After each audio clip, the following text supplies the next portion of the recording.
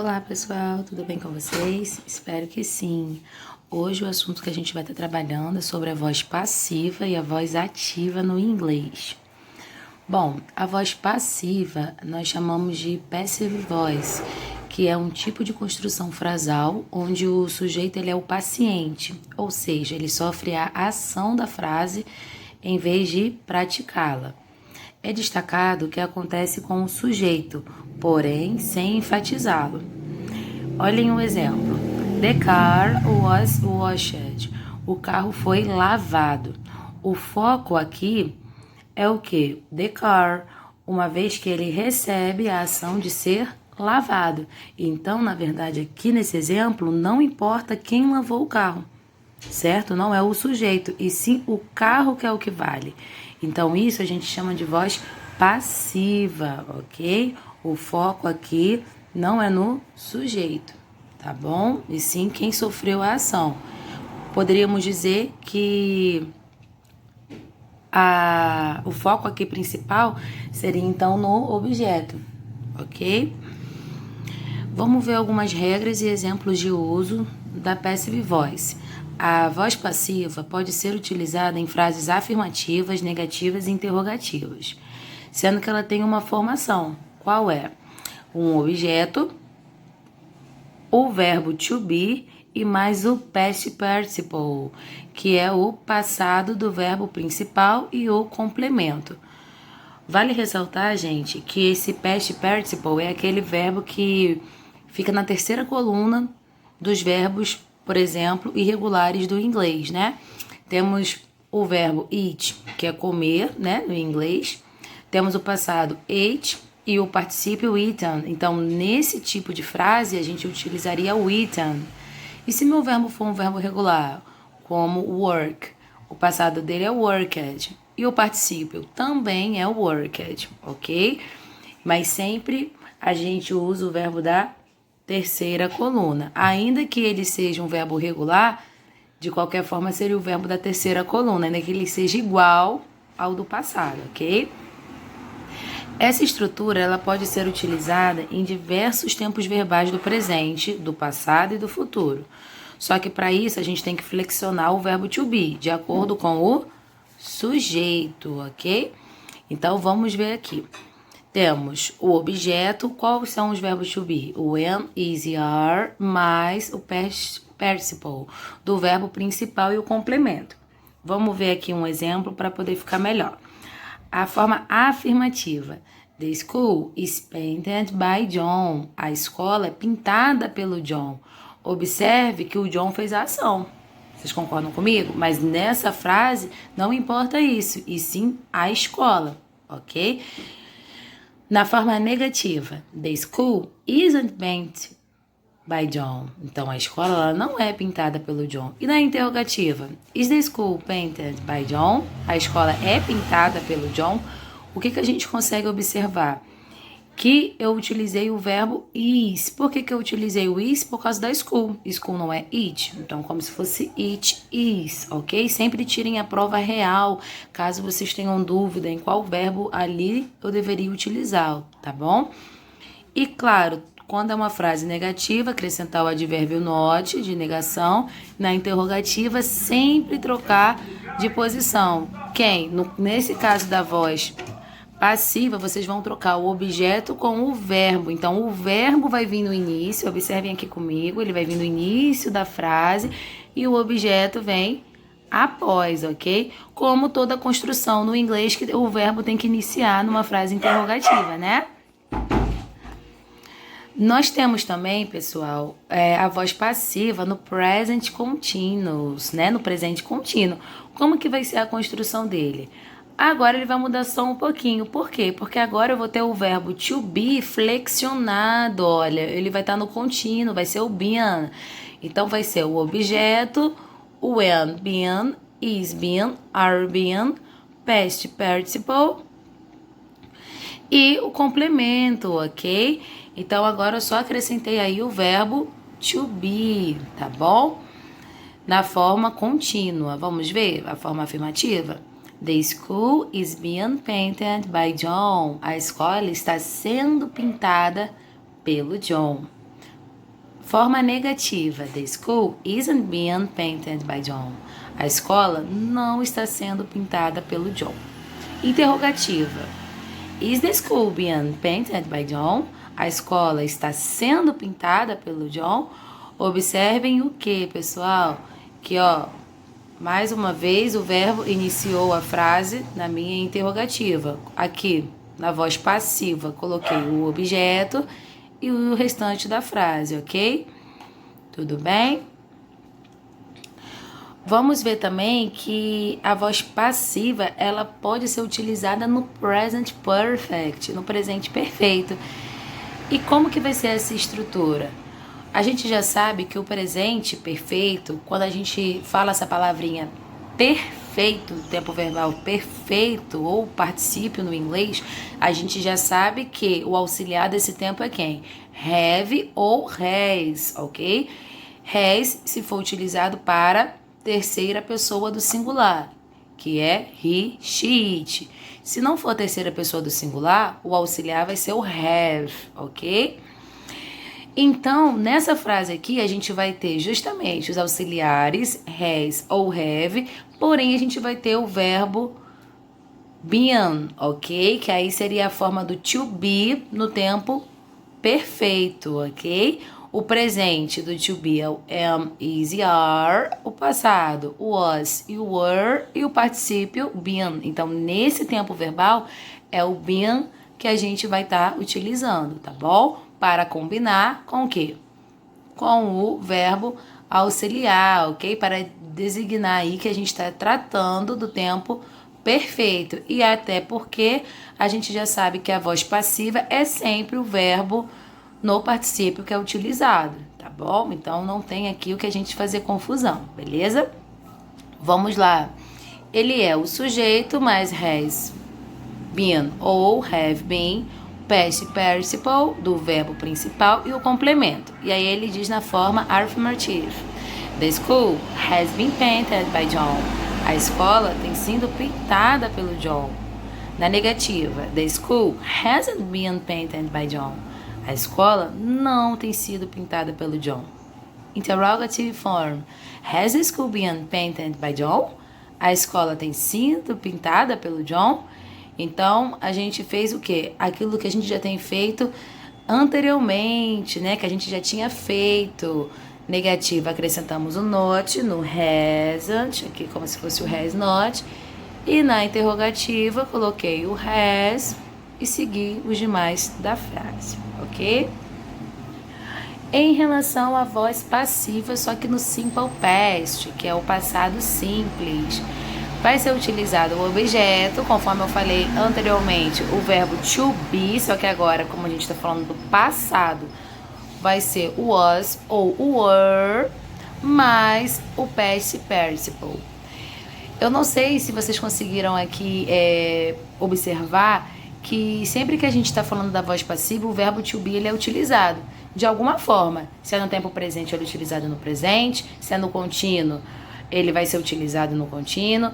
Se é no particípio perfeito, também. Se é no passado simples, também ele é utilizado. Então, não se esqueçam, nesse tipo de construção de frase é necessário o uso do verbo to be. Claro que não de qualquer forma, mas sim de acordo com o tempo verbal, tá bom? Como a gente aqui está falando agora do passado simples, eu vou utilizar o was ou were. Vamos ver a forma afirmativa dessa frase?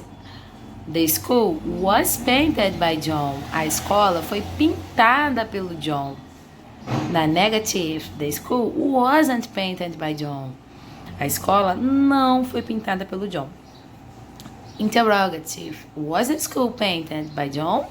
A escola foi pintada pelo John? Então, vocês conseguiram identificar, pessoal, aqui o uso do simple past? Wasn't, was e was no início da frase. Observe, aqui eu trouxe para vocês um exemplo, né? Tem ali o Simpson e ele diz: Someone ate the cookies. The cookies were eaten. O que a gente observa? Que alguém comeu os biscoitos. A cara de insatisfação deles são ótima, né? E os biscoitos, então, eles foram o quê? Comidos. Na imagem acima, os Simpsons fazem uma descoberta, que alguém comeu os biscoitos. Esse alguém, no caso, que é o someone, ele indica o sujeito. Por quê? Porque ele pratica a ação do verbo. Concordam comigo? O sujeito é aquele que pratica a ação. Então, aqui eu tenho o sujeito, o verbo e o complemento.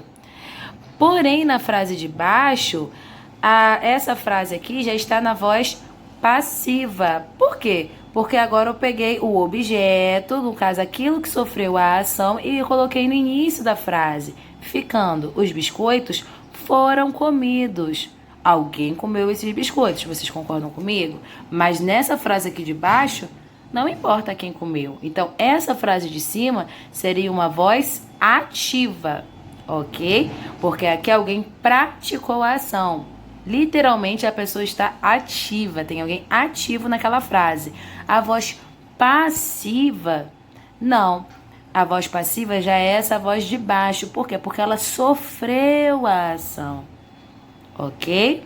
O objeto teve início aí na nossa frase, beleza? Em relação à voz passiva no past continuous, vamos ver agora no passado contínuo. Tinha no presente, mas também tem no passado. O passado a gente vai utilizar o to be no passado, para fazer concordância ao tempo, utilizando o was ou were. O was é utilizado para I, he, she, it, enquanto o were é utilizado para you, we e they, ok? Lembrando que nem sempre virá como um pronome pessoal, poderá vir como um sujeito, né? Fernanda. Fernanda é a mesma coisa que she, então Fernanda was, ok? Então a gente vai observar aqui o seguinte, que nós temos uma frase para que a gente possa identificar esse exemplo melhor, tá bom? Vamos ver? The school was being painted by John. A escola estava sendo pintada pelo John. Na forma negative, the school wasn't being painted by John. A escola não estava sendo pintada pelo John. E na interrogativa, was the school being painted by John? A escola estava sendo pintada pelo John. Mais uma vez, a gente observa o uso do verbo to be no tempo passado, só que agora o passado contínuo. Por quê? Porque eu vou ter o verbo to be flexionado com o acréscimo do ing, que é a construção do contínuo, lembram? Sempre que a gente falar do tempo contínuo, a gente já sabe que a estrutura do verbo precisa ser terminada com o ing, ok?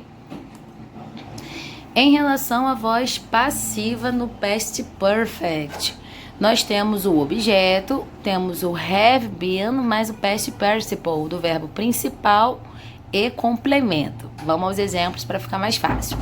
The school had been painted by John. A escola tinha sido pintada pelo John. Olhem aqui, o passado perfeito. Agora nós temos o que? O auxiliar. Qual é o auxiliar do tempo perfeito?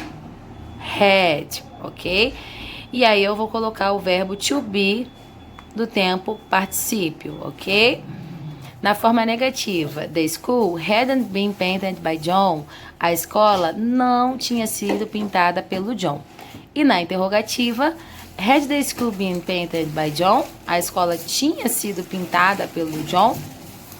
Beleza, pessoal? Agora no Simple Future. Eu sei que é muita informação, mas nós já iremos encerrar, tá bom? Fiquem tranquilos, é importante demais esse conteúdo. Vamos seguir. Temos o objeto mais o will be mais o past participle do verbo principal e o complemento. Pessoal, se ele falou aqui do Simple Future, então tem que pegar o auxiliar do future, do futuro. Quem é o auxiliar do tempo futuro? O will. Só que é o will mais o verbo to be. Como sempre, o verbo to be em todas, né? Nesse tipo de frases da voz passiva. Vamos na frase afirmativa? The school will be painted by John. A escola será, ou seja, ela ainda não foi, ela será pintada pelo John, ok?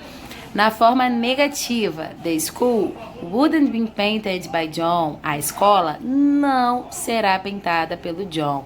Observem que a contração de will mais not é o won't, ok? E na interrogativa, will the school be painted by John? A escola será pintada pelo John? Agora em relação ao future perfect, olha, ao futuro perfeito. Temos o will indicando o futuro, o have, ok? Mais o been, have been nessa estrutura, ok? Independentemente aqui do sujeito, se eu digo terceira pessoa ou não, o have é para todas, ok? No futuro não há alteração, tá bom? Vamos ver? By next week, the school will have been painted by John. Por volta da próxima semana, a escola terá sido pintada pelo John. Observem aqui, ó, a indicação do futuro, o will, só que o futuro perfeito, porque eu tenho o have mais o particípio do verbo to be.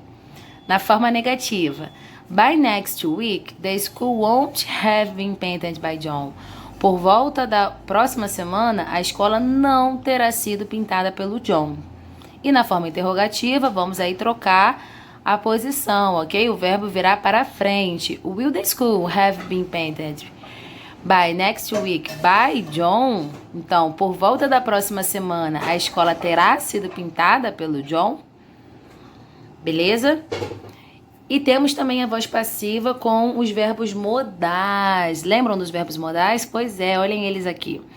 No caso dos verbos modais, a construção da passive voice é feita da seguinte maneira. Temos o modal verb, que é o verbo modal. Temos o be, o past participle do verbo principal. Vamos ver?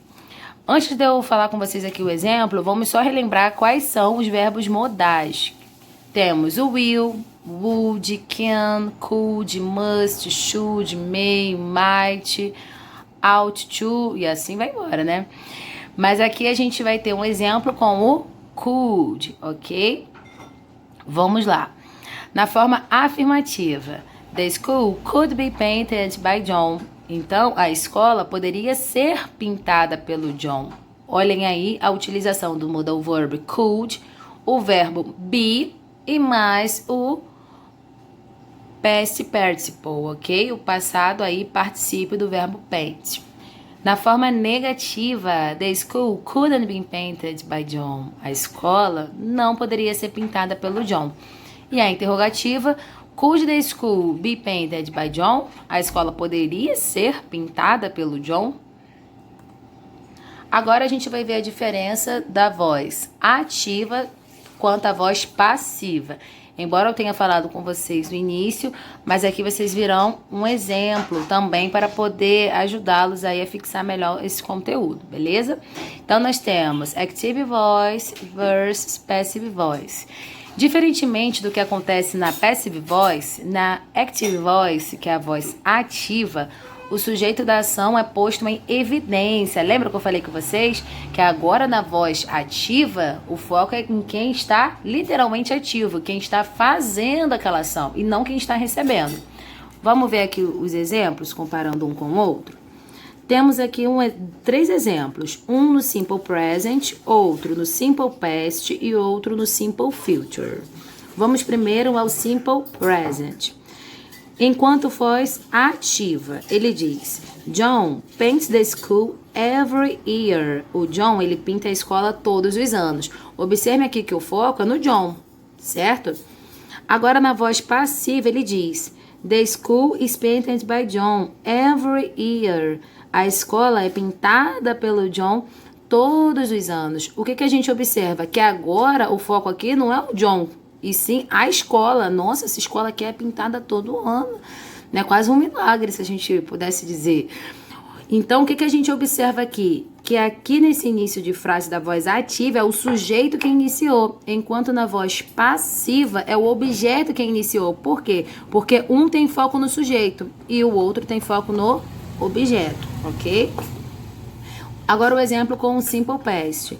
John painted the school. O John pintou a escola, ok? Aqui nós temos, ó, o passado simples, ok? O verbo ali, paint, no passado, painted.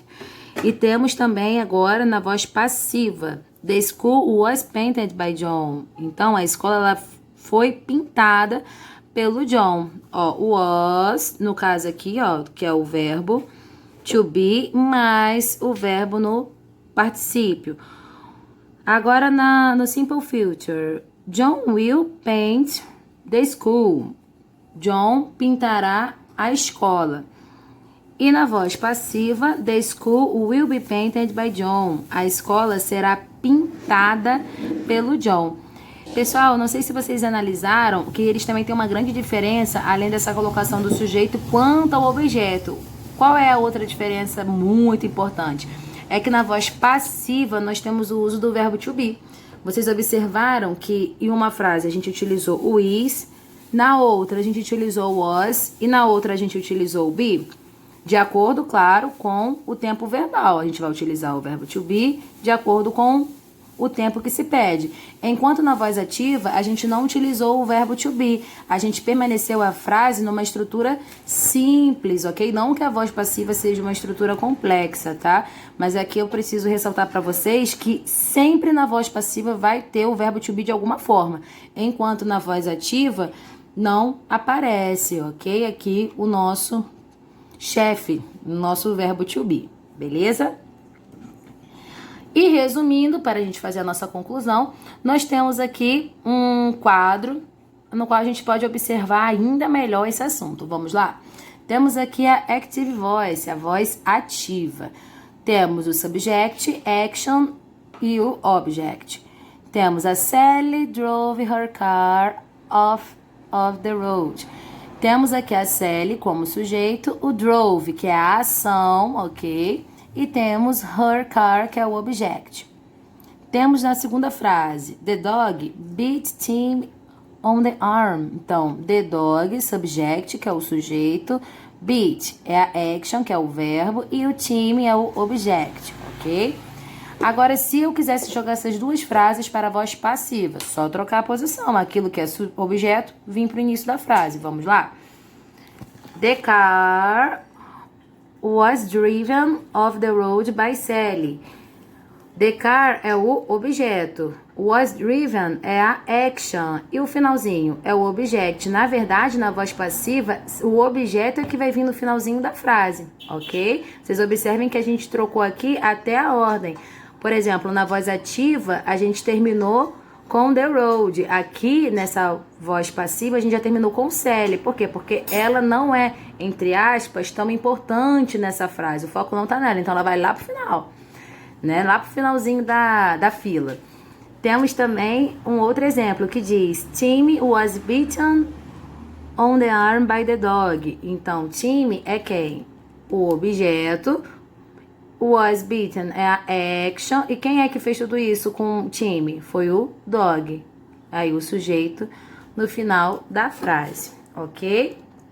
Pessoal, essa foi a nossa aula. Vou deixar aqui para vocês a nossa frase como de costume, que diz: Believe in yourself. Don't let anyone tell you that you can't. O que isso quer dizer? Que acredite em você mesmo. Não deixe dizer, ou melhor, não deixe ninguém dizer que vocês não podem, ok? Vocês são capazes e corram aí atrás dos seus sonhos, beleza? Espero que tenham gostado e vamos aos nossos exercícios. Um grande abraço. Bye, bye.